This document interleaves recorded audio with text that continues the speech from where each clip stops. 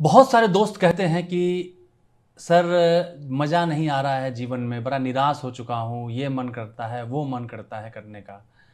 मैं बार-बार सबसे यही कहता हूँ कि ये जीवन है, कोई मोबाइल नहीं है कि मज़ा नहीं आ रहा चलाने में, दूसरा फ़ोन ले लेंगे। इसको बर्बाद करने का आप सोच भी कैसे सकते हैं? ये बहुत महत्वपूर्ण है। आप अगर रोड से गुज़र रहे हैं और देखते हैं किसी की बीएमडब्ल्यू गाड़ी खड़ी है और उस बीएमडब्ल्यू गाड़ी पे पूरा धूल-मिट्टी लगा हुआ है।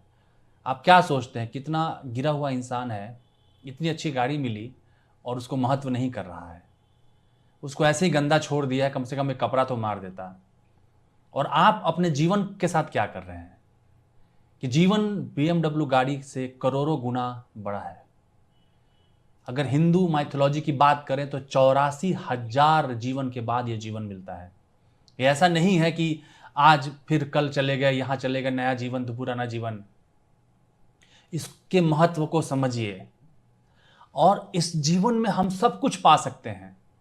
जिसने भी इस संसार का निर्माण किया है, उसने हर चीज़ को पाने के लिए थोड़ा सा स्ट्रगल बनाया है और हम लोग उसी के पहले सरेंडर कर देते हैं।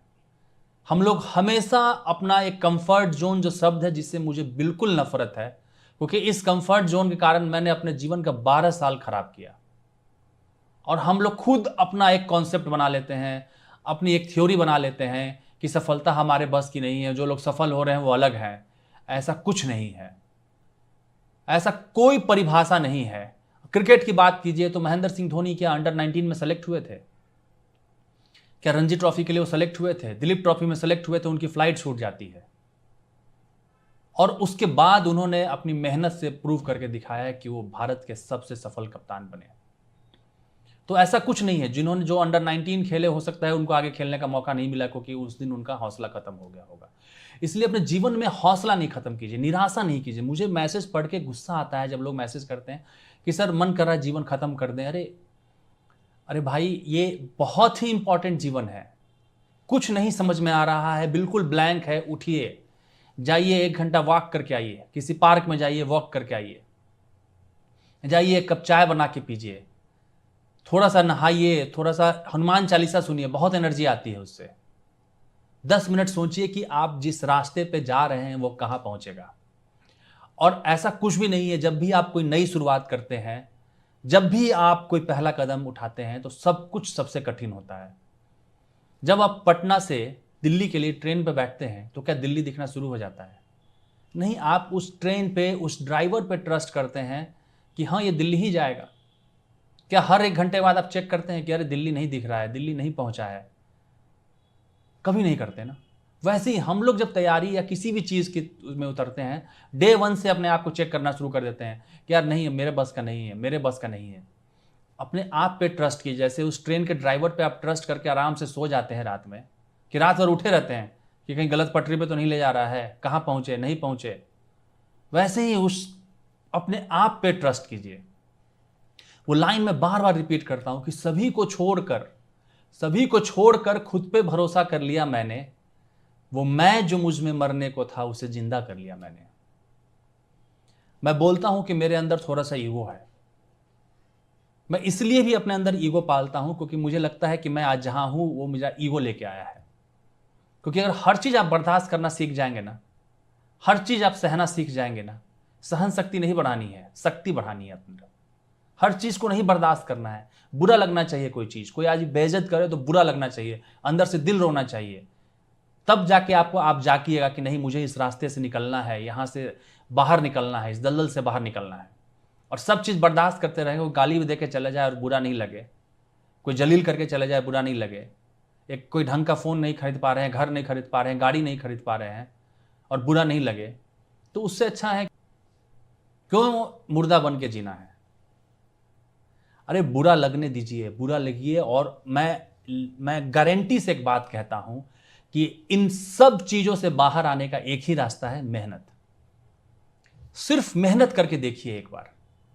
रॉकेट को जब पृथ्वी के लिमिट से बाहर निकलना होता है तो सबसे ज्यादा उसको स्पीड लाना पड़ता है, एस्केप वेलोसिटी बोलते हैं उसको। वही एस्केप वेलोसिटी एक बार लाना पड़ेगा, उसके बाद चीजें आसान हो जाएंगी। ऐसा नहीं है कि पूरी जिंदगी स्ट्रगल करना है। पूरी ज़िंदगी स्ट्रगल नहीं करना है। एक बार मेहनत करके देखिए, देखिए कैसे चीज़ें आसान होती जाती हैं। और ट्रस्ट कीजिए। एक जानवर है अफ्रीकन इम्पाला, वो 3 मीटर तक की ऊंचाई जंप कर सकता है एक बार में, जो कि सबसे हाईएस्ट जंप होता है किसी भी जानवर के द्वारा।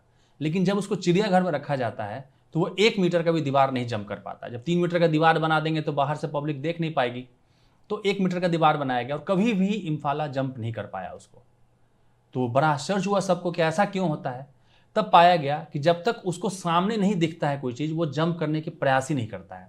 समझिएगा, रोड अगर दूर तक खेत है तो 3 मीटर जंप करके निकल जाएगा, लेकिन सामने अगर दीवार आ जाएगा तो जंप नहीं करता है। हमारे साथ भी वही है, हमारे अंदर क्षमताएं हैं लेकिन एक दीवार आ जाती है हमारे, वो दीवार है आलस की दीवार, और उस दीवार के आके हम देख ही नहीं पाते हैं। आप जीवन में कुछ भी करना चाहते हैं, आप एग्जाम की तैयारी करना चाहते हैं, आप बिजनेस करना चाहते हैं, आप कुछ भी करना चाहते हैं, पहला कदम सबसे कठिन है। कदम बढ़ाइए, अपने आप पे भरोसा रखिए, आप सफल हो जाइएगा।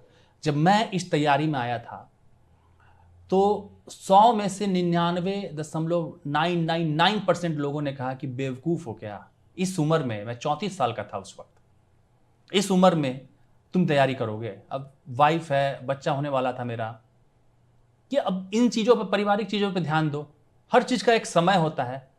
अरे समय की परिभाषा किसने बनाई कि हर चीज़ का एक समय होता है? किसी ने नहीं बनाया ना।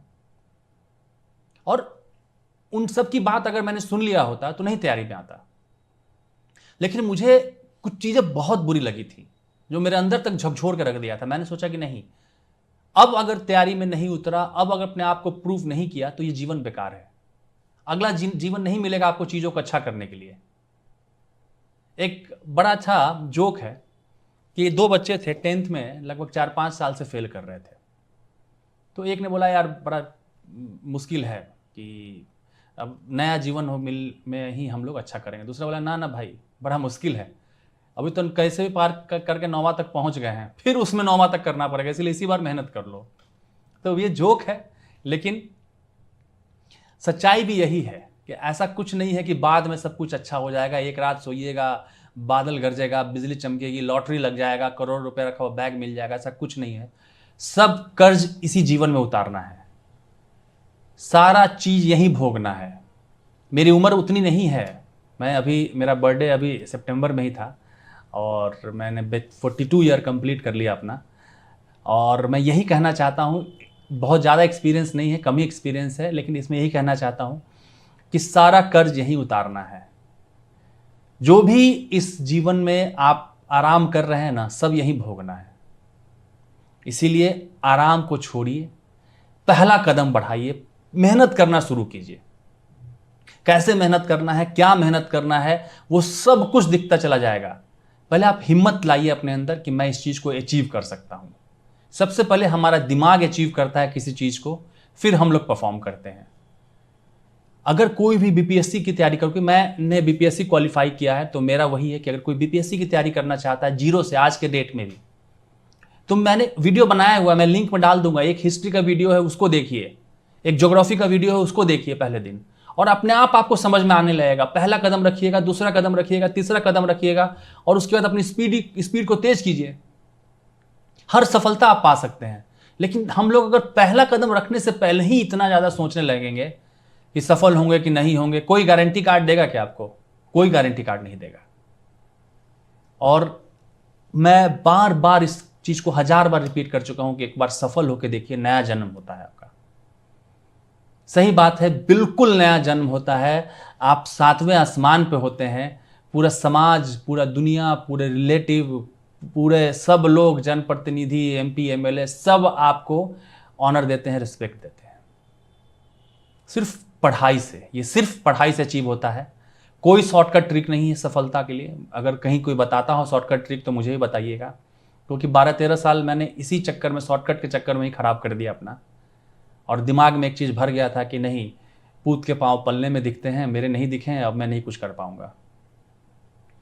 मैं आज भी उस चीज़ को थैंक्स कहता हूं कि जिस चीज़ ने मेरे अंदर तक झकझोर के रख दिया कि नहीं यार राहुल, इतना नहीं गिरना है। मैं अक्सर लोगों को ये समझाता हूँ कि आपके जीवन में कठिनाइयाँ आ रही हैं, मुसीबतें आ रही हैं, तो आपको भगवान को थैंक्स कहना चाहिए कि कम से कम आपने सोचने का तो मौका मिला। नहीं तो नेटफ्लिक्स और हॉटस्टार देख के ही आप हर दिन शाम गुजार दीजिएगा। रोज वहाँ कुछ ना कुछ नया वेब सीरीज आ रहा है, और बाकी समय आपको 1.5 GB 1 GB डेटा फ्री है आपको इंस्टाग्राम और फेसबुक और यूट्यूब की रील देखने के लिए। कुछ मुसीबत भगवान देते हैं तो धन्यवाद कहिए कि मुझे मुसीबत दिया है, इसीलिए मैंने दूसरी तरफ देखना शुरू किया। और जब दूसरी तरफ देखिएगा तो रास्ते कई मिलेंगे, और किसी भी रास्ते पर चल के आप सफल हो सकते हैं। सिर्फ मेहनत करना पड़ेगा, सिर्फ मेहनत करना पड़ेगा, और सिर्फ मेहनत करना पड़ेगा। बस जाते जाते एक लाइन ये कहना चाहता हूं कि कुछ इस कदर निभाओ अपने किरदार को, कुछ इस कदर निभाओ अपने किरदार को कि पर्दा गिरने के बाद भी तालियां बजती रहें। तो कुछ ऐसा कीजिए कि पर्दा गिरने के बाद भी तालियां बजते रहें। धन्यवाद।